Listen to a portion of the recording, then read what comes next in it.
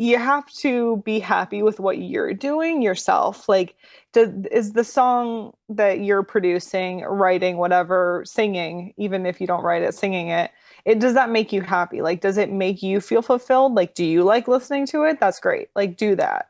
Don't do a song just because it would fit the radio or just because you think that people might like it better than, that song that's really listening to. You have to be true to who you are as an artist. And unfortunately, part of being an artist is having a brand. Like, you want to just be a creative person and create what you're thinking about, but you do have to have a brand. But that brand should be who you are. Like, that is why you are unique compared to every other artist. That's your brand. Welcome to the Female Entrepreneur Musician Podcast with Bree Noble. Bree is a musician, entrepreneur, speaker, and founder of Women of Substance Music Radio and Podcast. Bree's interviews with successful female musicians and industry pros are both inspirational and informational. She also answers your questions about the music business. Bree is on a mission to help you create great music, connect with your fans, and grow your business, and to truly become a female entrepreneur musician. Hey, this is Bree Noble, and I want to welcome you to the Female Entrepreneur Musician Podcast, where we talk about making great music, connecting with your audience, and growing your business. And if you're listening to this episode when it comes out, this is December 16th, 2016, and I just want to wish you all a very happy holiday season. I hope you're enjoying all the fun stuff that goes along with the holidays. And on that note, I wanted to bring somebody in today who has a lot of experience releasing holiday music, and it's really done well for her. So I want you guys to really think about, obviously we're a little late for this year, but how holiday music can work within the whole scheme of your strategy of getting fans, getting your name out there, all that. We talk about that in the interview today that I have with Whitney Wolanin. But on top of holiday music, we just discuss so many interesting aspects of the music industry because she's kind of grown up in the music industry, having a dad that worked very heavily in the music industry, seeing it kind of from the inside and, just giving you all the different angles of what you experience when you're working within the music industry and some of the frustrations and how she's dealt with those. And I think you're really going to find this a valuable episode in relation to both holiday music and music in general. So here's a little information about my guest, Whitney Wolanin. Whitney Wolanin is a groundbreaking new top 40 artist who writes and produces her own material, as well as owning her own record label, Top Notch Records, with her sister Victoria. Whitney started recording at the age of 13 and since has charted 6 Billboard hits, including 3 versions of holiday classics, as well as 3 of her originals. I'm thrilled to bring you my interview with Whitney Wolanin. So that's a little bit about Whitney Wolanin. So Whitney, is there anything that you want to tell our listeners about you that's maybe a little more personal or interesting or unique about yourself that's not in your bio? Sure. So music is basically my life, but some other things that I like to do. I did improv comedy when I was at Vanderbilt University, and I just fell in love with it. And so I started a group when I used to live in Nashville with some of my friends from college, and it's called LOL Nashville, and it's still the biggest group in Nashville in improv comedy. And also I love to cook, and I actually got my chef's degree from Le Cordon Bleu in London. Oh my goodness, I had no idea. Yeah, that's just, I took a little break from music after I'd been doing it for about 10 years, and I went over to London, and I just got married this year. My husband's British, so I went over there for a bit and I studied culinary arts. That is fun. So actually the first episode I ever did of this podcast was with someone from the Manhattan Transfer, Erin, and she now does a thing where she does like an evening where she cooks for people because she loves to cook, and she also has like recipe books and stuff, and she cooks for people and then she performs for them, which I think is so cool. So maybe you should think about doing that. Yeah, no, that'd be like a super fan mega experience. Absolutely, that sounds amazing. It sounds more fun for me than for them. Yeah. Oh no, trust me, I would love that kind of thing. That would be awesome. So how did you get started in music? So my story is quite long, but I knew that I wanted to be a recording artist when I was about 11 years old. I had grown up around the music industry because my dad was a manager for rock bands like Motley Crue and Bad Company. So I grew up going to their shows and singing on stage with them sometimes. Oh, And that's pretty oh my awesome. God, it was looking back now, it's ridiculous now that I know where I was and what I was doing. But when you're a kid, you just see it like you're entertaining people and kids love to entertain people. Yeah, and this is totally normal. Right. Everybody gets up on stage with Motley Of Crue. course they do. Yeah, so it's incredible looking back, but I didn't realize that. So, and I also so because of that, I didn't realize that it was so ridiculous to say like I want to be a recording artist as my career. So to me, it was just like that's just what you do. Like I know these recording artists, and that's what I want to do too. So I told my dad that, and my dad, despite being successful, really does not like the music industry at all. And so he had gotten out of it at that point, and he was like, "No, I don't want you to go through that because it's awful for a man, but it's even more awful for a woman, honestly. And I don't want my daughter to have to experience that." So I just kept on him for about 2 years straight, and he said, "Fine, you can audition for Bob Babbitt, who is the bass player of the Funk Brothers, and they're the backing band of every Motown song that's ever been recorded." And I auditioned for him, and he wanted to record with me. So that was kind of like my test to see whether I was talented enough to give it a shot. So I did my first recording session with the Funk Brothers when I was 13 years old. And Wow. then from there, I just kept writing music. And so I recorded my own original music. And I had some songs that did really well at adult contemporary radio. And those were some originals. And then I also have had some holiday songs that have done well on the radio. And since that, I got my college degree. And now I am going into top 40 radio this next year. That's awesome. Yeah, I remember. I mean, I discovered you, I think, on Airplay Direct when you came out with Honesty Hmm. and loved it. And then I think I was just like listening to, Sirius XM or something while I was cleaning the house. And I can't remember what channel it was, the blend or one of those. And Yeah. I'm like, hey, that's Whitney. That's Yeah. Whitney. That's so cool. I love when I feel like I discovered someone before other people Right. and then they get popular. It's super fun. But, I love what your dad did because that was smart. I think so many parents, either go the route of like, no, no music, it's totally impractical. I want you to do this. Or, they're so behind their kid that they're, blind to like whether they really have enough talent. So that was really smart of him to get a third party to kind of audition you and make sure that, it's really the right path. Yeah. And also, I mean, you're being nice, but the third direction is that they can become like crazy, like Oh, yeah. momager, dadager situations. Yeah. If you watch, American Idol or Yeah. one of those shows, you see those all the Oh my time. gosh. And it's like, Terrifying. oh my gosh, give it up. And sometimes, you feel bad because the person is actually super talented, but the parent is just Oh, so crazy that, but then there's the opposite where the person is really not talented. yeah, The parent keeps pushing them and telling them they're great and all that. So absolutely. I'm glad that, I know that, your dad works with you and, obviously he's got a great perspective. He's got a lot of experience and, he's definitely not one of those people. Yeah. But at this point, so are you, you've gone to culinary school, you've gone to college, you've done all that. Are right now, do you consider yourself a full-time musician? Or are you kind of working that into other things that you're doing? If you asked me when I was at Vanderbilt, I would have said that I was part-time. But now, since I graduated, I have been a full-time musician, minus taking that 6 months off to do culinary school. But yeah, no, I live it, I sleep it, I breathe it. It's everything that I do is my music career now. Did you get any pushback when you wanted to go do the culinary school thing? Because you had a lot of momentum going on with all the, singles that you had, especially Yeah. all the holiday music. Was it like, hey, like, don't put the brakes on now or Well, don't disappear? yeah, I mean, it did in some ways because I had kind of carved a niche for myself in adult contemporary radio because they don't have their own artists. They play music. I mean, they do to an extent, but they don't have new artists. They have career artists that have done really well.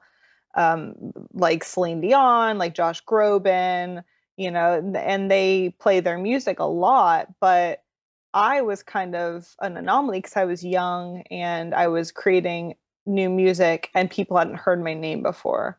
That So, is true. And most of the time, like yeah, you said, they have those career artists or they steal from other genres. Someone that's in country can exactly. do an adult contemporary song or someone that's in pop or R&B. But yeah, Right. that was really smart actually for you to kind of go into that and make your name in adult contemporary because like you said, you were unique in that genre being young. Right. So it worked well for me, but to be honest, it wasn't where I wanted to be. I wanted to be on pop radio. Like that was always my goal. And I was getting pigeonholed because even when I was coming out with something that sounded more pop, I was getting like, no, you can't go pop because you're an adult contemporary artist.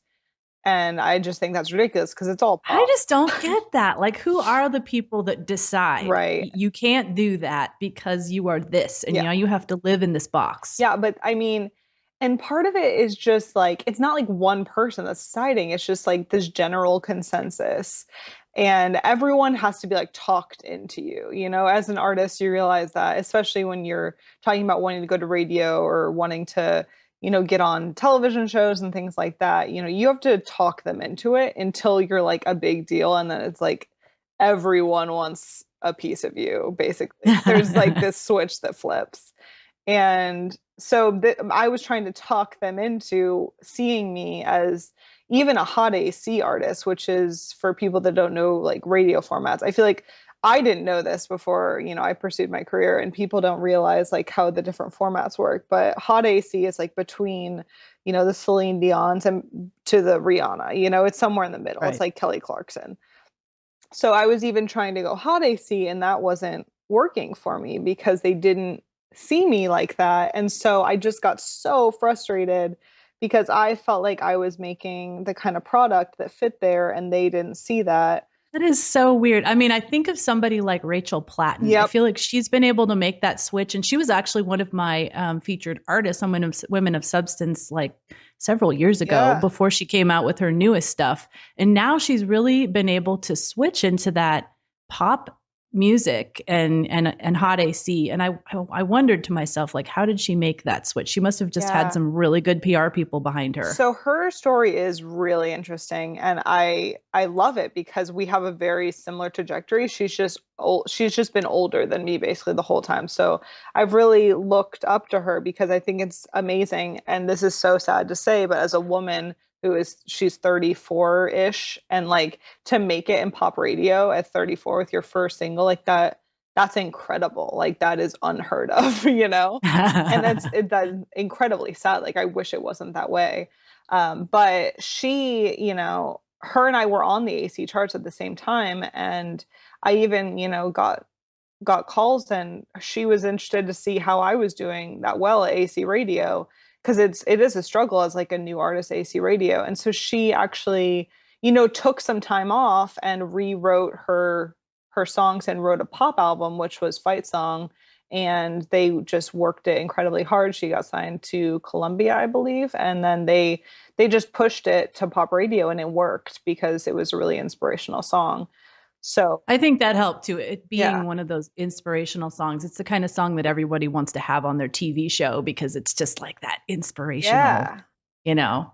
it was incredibly smart of her, and I know it wasn't. I don't think it was like a calculated decision, but it was a really really great career move for her, and I'm so happy for her that she did that.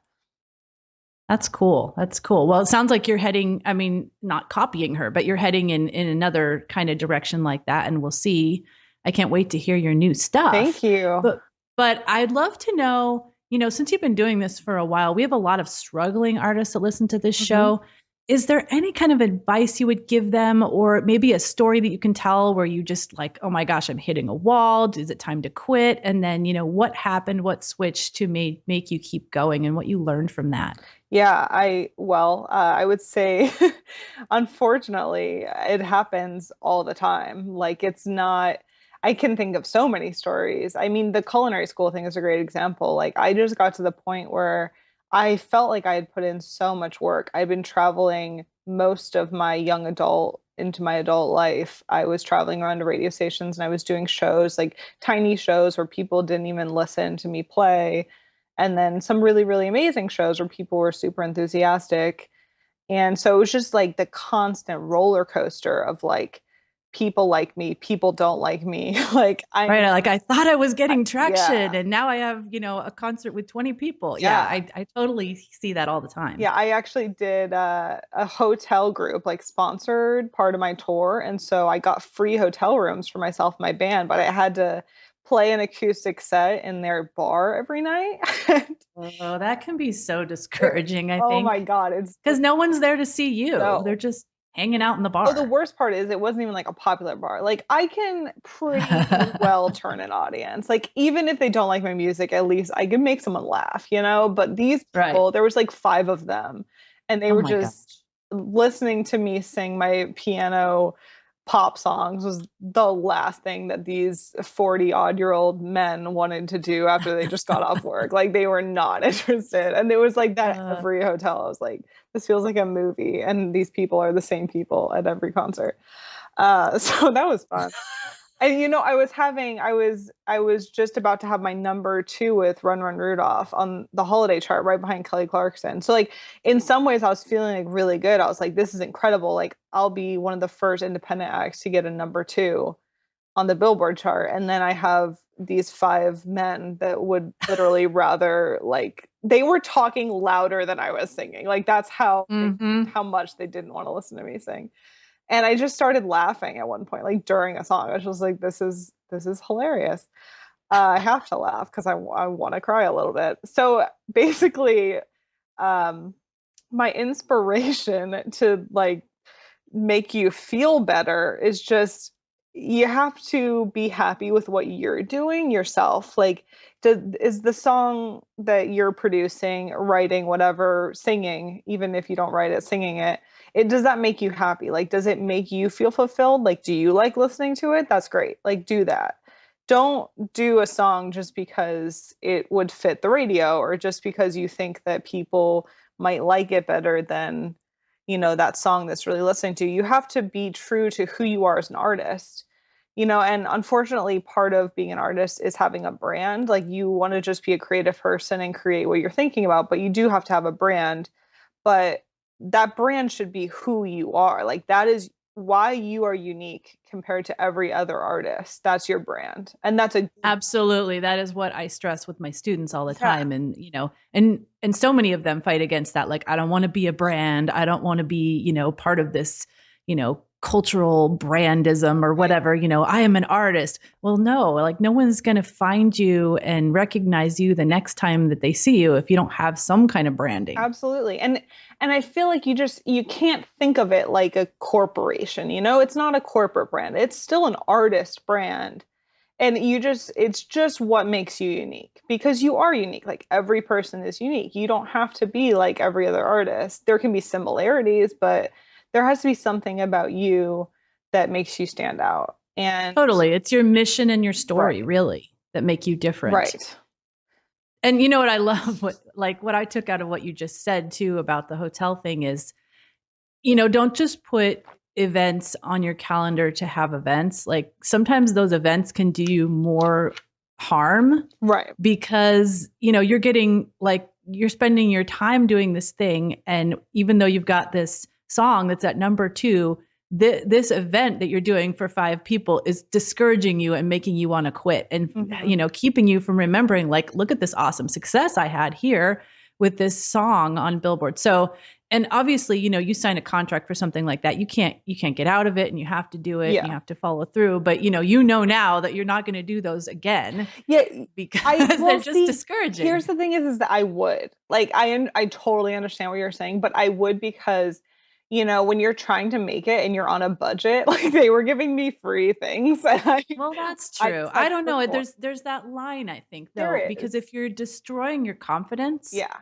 then you're not going to keep going. Well, So, but then if you're not making money, you're not going to keep going either. So, but I look at it now, like in the, looking back at it, it was quite a few years ago now, several years ago, and I'm just like, that's okay. Like I think it was a good thing because I realized like I don't need that guy to want to stop talking to his friend to listen to my song. Like I still have fun performing, you know, even if there's no one there. So in the moment it was like a hit for my confidence, but I now I now could perform to like a guy throwing a beer bottle at me and I think I would be fine. So it kind of Well, like that is good. I mean, yeah, you've battle tested yourself. right. You've built up like, this wall of confidence. That is awesome. And if that worked for you, Yeah, I know. totally.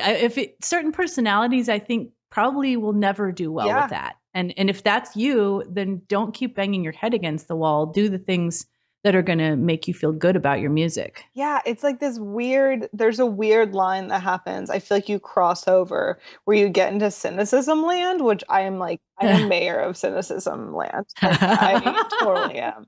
And so, as an artist, you know, you kind of have to be sensitive, especially if you're writing music, but also just to perform music, you have to be in touch with your feelings. You have to be a sensitive person.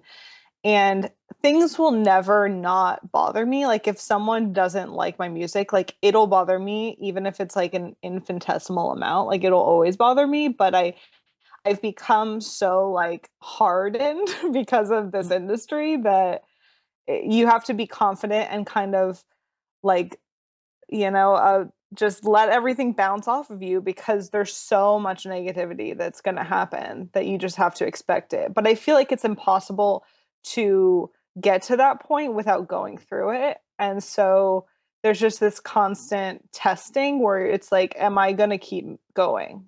Like, is this going to be the thing that turns me away from this industry? And you just have to like keep going through them. And as you keep going through them, unfortunately, you get harder and harder. But I don't know that you can make it without having that experience, if that makes sense. No, yeah, I agree with you. I agree with you. I think it's just if you're too sensitive, like I know people that have been through this kind of thing and they've gotten through it and they've learned from it, but yet if they were to go through it again, they're just too sensitive. Like it just Yeah, ruins them. So I think you need to know what you can handle. And yes, absolutely. if you can go through these things and be hardened toward, I mean, it's the same thing with anyone who puts themselves out there. Yeah. For me, like in business, like I have haters Oh, yeah. that, expect me to give them everything for free because they deserve it and blah, blah, blah. And yeah, I've gotten like hate mail and I've gotten hate posts and all that. And you just have to say, okay, but there's 20 other people that love what you're doing and get past it. Right. But, if you can't, then that's maybe something you can't do because it's gonna be there. Yeah, absolutely. So, was there a particular like event or influence that was critical to your success? I think having that experience with the Funk Brothers taught me so much about how you conduct yourself in music because they recorded on every Motown song, which back then, I mean, music, you know, you couldn't just go back and edit the guitar. You have to do the entire song again. You know, they didn't have the technology that we have Oh, yeah. nowadays. So they taught me that you have to be that good. Like you have to work on your craft so that when you play it, you do it one time, maybe two Mhm. times through, and that's it. Like you move on. And so, even though the technology was there when we were recording when I was 13, they still work like that. So sessions are so fast, you know, you can, Oh, it's so much cheaper too. yeah, And yeah, think of like the amazingness of their live performances because right, they've got it down like that. right. Yeah. Wow. So when I hear about artists, you know, that talk about how it took them a year to record like three songs, You're like, seriously? yeah, it pisses me off. I'm like, you Ah, just wasted so much time and so much money.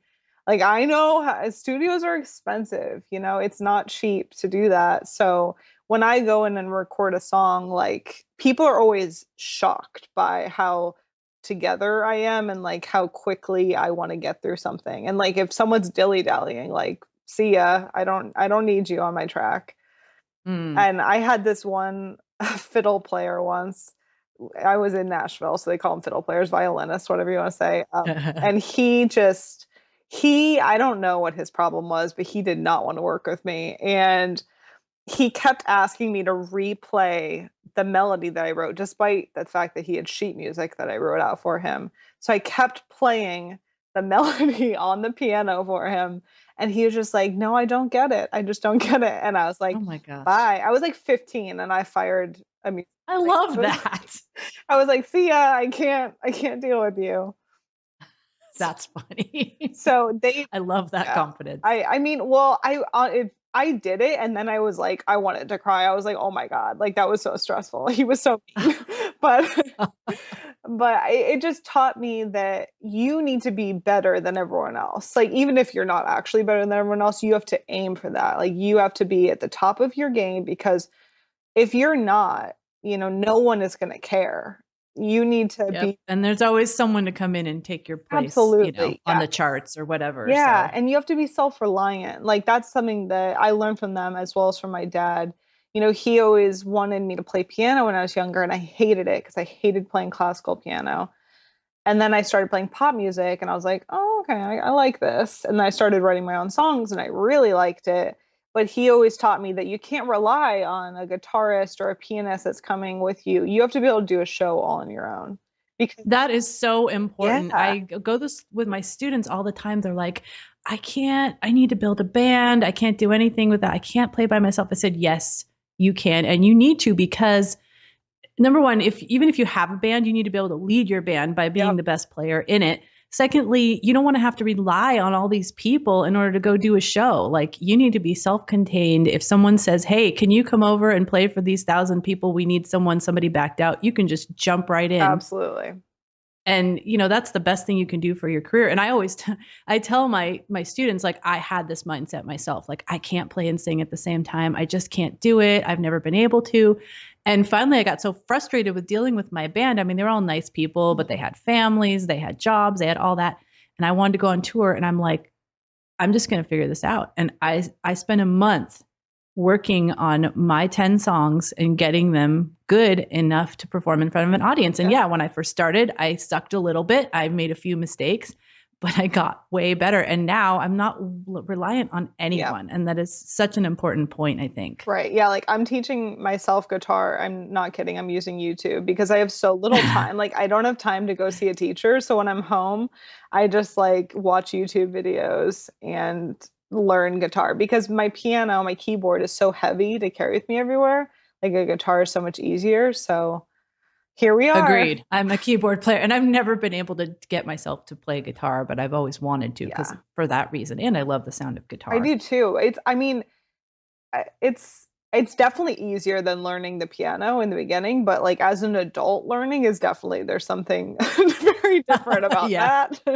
Yeah. That's the reason our parents make us do it when we're 6, Yeah. So there's probably a few answers to this, but what has been the most mind-blowing experience that you've had as an artist? I was talking to someone else the other day about, when you felt starstruck, and I got to meet Stevie Nicks once when I was performing, and it like blew my mind because I just really look up to her and just like getting like the idea that, that I was performing at the same thing she was, and that she has had this incredible career and was so nice and just so great. It like really, first, it gave me like this weird feeling of hope that I was like, I hope one day like I have this kind of career, and like someone who is also a writer like comes up to me and gets to talk to me about my writing and, my career. And I was just like, it just really motivated me in like a strange way that's never happened to me before, because I was so like starstruck by her. I just think she's an incredible artist. That's very cool. And I'm sure that because you're also a writer, like what you appreciated about her is her whole package. And I think she's one of the best female songwriters that I can think of. Yeah. Yes, I completely agree. I get asked a lot about, who I look up to in my career, and I look up to Stevie Nicks, and more contemporary, but in a similar way because she is not young whatsoever. I really look up to Sia. I think she's an incredible writer too. And I think it's so cool the way that she's branded herself, and like she just doesn't show her face. Like I wish I could do that. Nah. Yeah, I totally get that. That's funny. Well, let's switch gears and talk about holiday music because obviously you've made quite a name for yourself in holiday music, having 3 major holiday hits. What made you decide to start releasing holiday music? So it started with, I recorded my first holiday songs when I was 15 with some of the guys from the Funk Brothers. And I was basically told by some radio guys that they needed more contemporary sounding Christmas music that was up tempo because so many of the songs the artists had been releasing for years were really, really slow versions of Christmas songs. And, Mm. the radio is always looking for up tempo music, whether it's the radio listened to all year round or whether it's Christmas music. People turn off the radio if there's too much slow music. So I was just like, why can't it be me? So, That's so interesting because I just planned out all my holiday uh-huh. podcasts and I was like, I like to start and end on an up Yep. tempo feel. And every time I looked at the list, because I would like choose the songs based upon how many I had and all that. And so I'd get like 9 or 10 songs in a show. And every time that you were on there, I'd look at it and I'd be like, oh, she's going at the beginning or oh, she's going at the end because Yeah. all the other ones are like slow. You're right. I mean, they're beautiful, but they're slow. Yeah. So I kind of just I filled a void. That was it. Like I do love Christmas music, but it wasn't I didn't wake up one day. I was like, I need to do Christmas music. Someone was just like, we need this music. And it was like, I'll do it. Why not? Like I want to be successful. So it worked out really well for That me. was really smart. So when they said we need this music and you delivered it to them, were they in the position to then go out and push that? Yeah, so one of the people that kind of brought that up to me was Mike McVeigh, who is now high up in Cumulus Media. And he's just had an illustrious radio career. And so your average person wouldn't know who he is, but anyone in the industry knows who Mike McVeigh is. And he used to be a consultant for a lot of radio stations. And he's been a close family friend for a very long time. And I've always looked up to him as a mentor. And he was the one who kind of sat me down and was like, we need tempo, like a Christmas radio. Like that is the thing that we need. And you have a great voice and I think you can deliver it. So I just went and arranged the songs and ran them by him. And so he helped, get the radio stations to play it, but we promote it like we do a radio single. So like an original song, you just kind of take it to the radio stations and play it for them and kind of sell them on it. And they're like, cool, I love this. So the Christmas music was the easiest sell of anything, we've ever had to sell because they're like, oh, I need this. I'll take That's that. great. That's awesome. So how has the Christmas music helped build your fan base? I think it's weird because it's helped in some ways, but also I don't think that people really care who's singing the Christmas music. Like Mm. I know there's millions of people that have heard my Christmas music, and I've sold quite a lot of it, but I still when I'm no one would see me in a crowd and be like, oh my God, that's Whitney Wolanin up turn off, Right. but if they heard me singing it, they're like, oh yeah, like I love that version. So that's kind of a strange thing because I think, and I also encountered this at adult contemporary radio, even with my originals, is that it's not a very what we call an active format. There's not an active listenership where the I people, totally get that because I yeah, remember listening to AC radio in an office, yes, and like exactly, you'd hear stuff and it'd be like, oh, that's a cool song, but you didn't think like, who is that artist? I want to follow them. exactly, yeah. So you have people, you still sell songs, you still get streams, but it's not to the same numbers as something like Top 40 or Hot AC Radio because those are really active, like especially because it's younger people that they want to discover the artist. So it's the same with holiday radio and AC radio. They just don't really care who it is. But the cool thing about holiday music, and I always tell people this, in fact, I did a podcast specifically about why you should create a Christmas Mm-hmm. CD, is that, for 2 months of the year, you can always bring it back. Yes. And it's always fresh and new. And it's not like, when you come out with an album and it's new for a while and then they're like, oh, that was released in 2014. I don't care about that. It's not the same with Christmas music. Right. Like when I see your thing come out on All Access and it's got all three of your songs. I'm like, that's awesome. She's got three songs, and people, and even though they have the dates by them, people don't really care because Yeah, it's Christmas music. exactly. It doesn't get stale. That's awesome. So, how, other than, your fan base, like we just talked about, how have you leveraged your success with holiday music? How has that helped you move into, more other formats and just kind of make a name for yourself? I mean, it is nice to be able to say I've had three, top Billboard hits of these songs. Mm-hmm. And I love how that's always on kind of the whenever you send out a blast, that's always at the bottom, like, that you've had, I can't remember, is it 5 top Billboard hits? And, it kind of chronicles, like, we started with this one and then we had all these, and it just makes it seem like you have this really amazing, longevity of a career. Right. Yeah. So it's helped in ways that it's spread my name. So my name has better recognition, even if people don't know what I look like and they don't know, exactly who I am. They still recognize my name in the song a lot more since I've had the holiday songs. And I got to do a lot of great concerts with radio stations across the country. So it really helped me with the loyalty at radio because they really wanted me to come do these shows, and I did.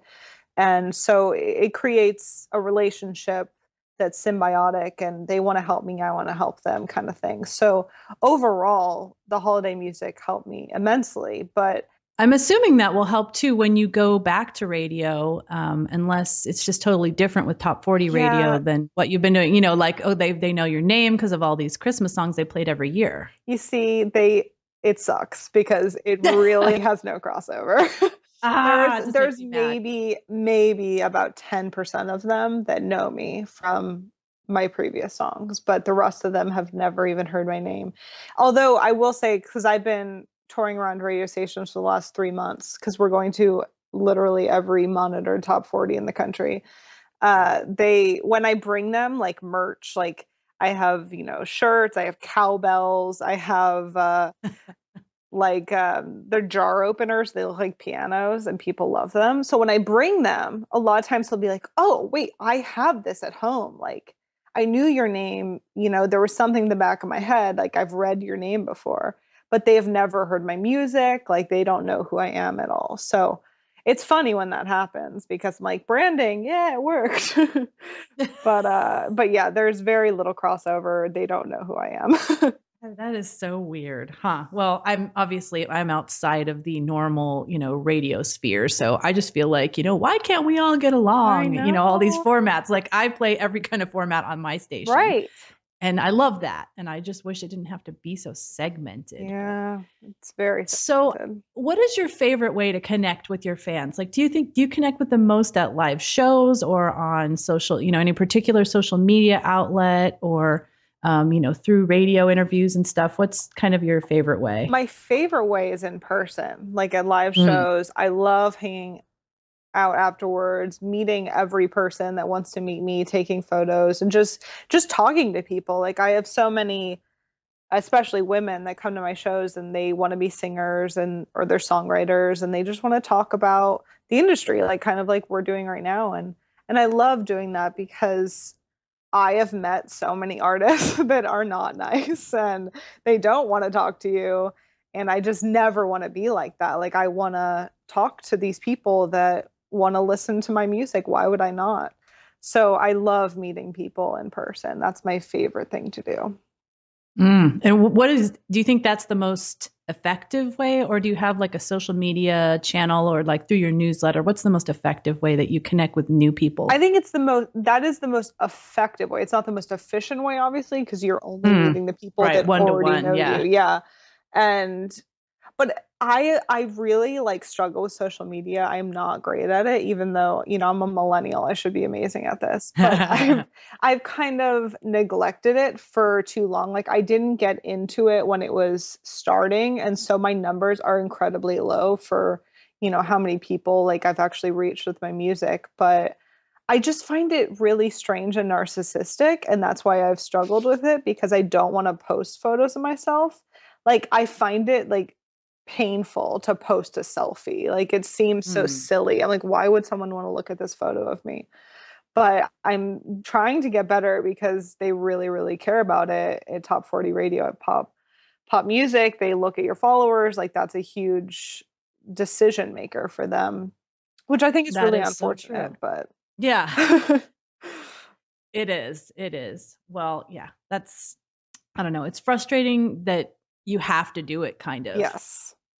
And it's so hard to do it and still stay authentic, especially if you don't love it. Yep. No, I think it definitely comes through that I don't love it. I'm trying Mm. really hard, honestly. So we'll see. Well, don't worry. We'll give you some quote things that you can post on social media Cool. from the show Great. that then you won't have to like make it up yourself.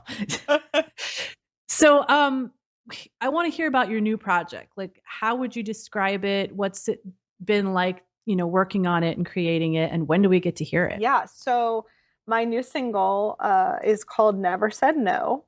And I wrote the song about a year and a half ago. And I wrote it about an experience that I had about many experiences, but especially one that I had when I was in London.